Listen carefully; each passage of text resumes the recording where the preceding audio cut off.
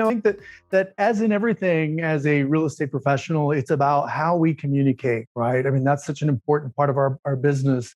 And I think right now that's even more crucial in terms of how we communicate. I've had so many conversations in the last few weeks from both agents and consumers and even past clients about where's the market, what's happening, which is something we get all the time, right? But I think that what's really important right now for us in terms of how we communicate with the consumer and even with other agents around the country is that, we keep talking about the shift, but really it's a return to normalcy. And I think that that's how we really need to start communicating with our clients is that we're really in a normal market now. If we go back 3 years, this is kind of how it was. And that's normal, right? And so when we talk about the shift, I think that the consumer tends to think of a shift differently than what we would.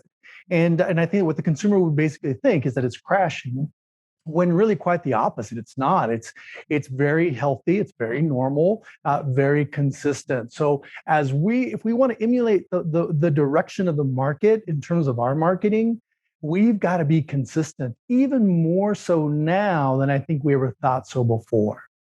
Yeah, I think you're absolutely right. I'll give you a classic example. My next door neighbor literally listed her house with a lady who is the neighborhood expert in our neighborhood. And Denise put the house on the market and just expected that, 5 offers to come in over the weekend, and it didn't. And I went to Denise and I said, look, this is an incredibly great value for this group of sellers on the other side of town. Because it's got acreage. It's, in San Diego, you reach out and touch your neighbor 99% of the time, and they're not McMansion. So you have acreage without a 6,000 square foot house. It's a 3,500 square foot house, which is really hard to come by. I said, look, go to Carmel Valley where these people are living on top of each other. The houses are more expensive. They have no privacy. Mm-hmm. And now they're going to get in a gated community. They'll have a whole bunch more facility. And she's like, oh, no, it'll sell.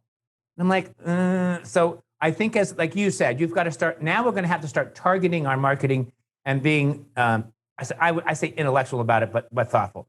All right, we could probably touch on this again and talk about it for days. But do me a favor. I know you well. But for our audience, tell me what you did before you got into real estate and how you got into it.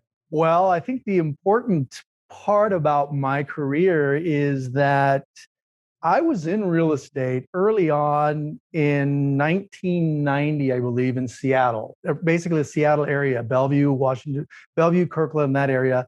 And I was convinced by my sister and her husband to join them as a partner in a new real estate concept. Way back, just right before the internet. And I've always said, I'm a ranch boy from Southern Arizona that hated living on a ranch. And all I wanted was to work in an office, have a desk and a phone. That was like what my vision was. And so working on a ranch was not part of my vision. So really real estate, I knew nothing about. I didn't even know the word real estate until my sister and her husband convinced me to start this new career, which I absolutely hated.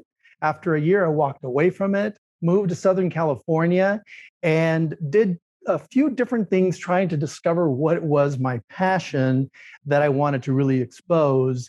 And I accidentally, I say accidentally because a friend of mine really convinced me to get into real estate. And I said, no way, hate it, been there, done that. And he said the magic words. He says, but we have 3 listings to start with.